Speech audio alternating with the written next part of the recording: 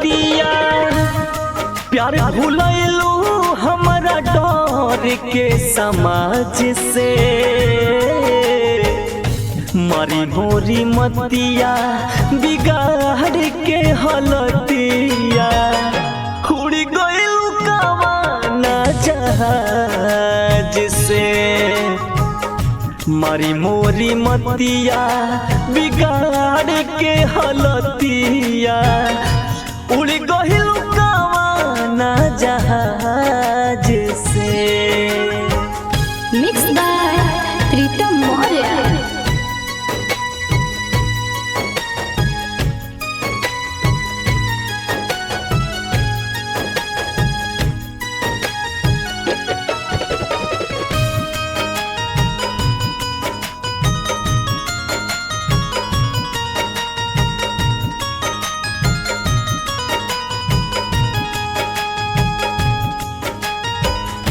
कबहू न पढ़लू गोरी प्रेम के भाषा खुशी से गम में पलट देलू पासा खुशी से गम में पलट देलू पासा कटे नाही रतिया कके दूर गतिया उड़ गइलू कवाना जहाज से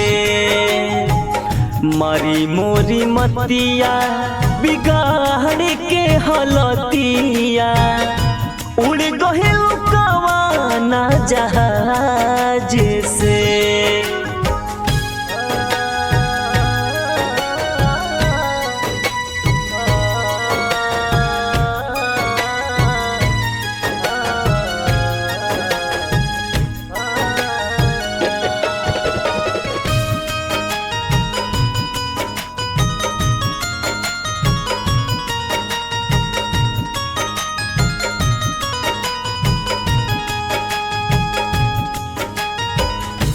तड़पत जिहरावा के कैसे समझाई बाजीगर गोविंद घुट घुट के मर जाई बाजीगर गोविंद घुट घुट के मर जाई हट ताटे छतिया कके हमसे बतिया उड़ गइलू कवाना जहाज में कटे नाही रतिया कके दूर गतिया उड़ गइलू कवाना जहाज से।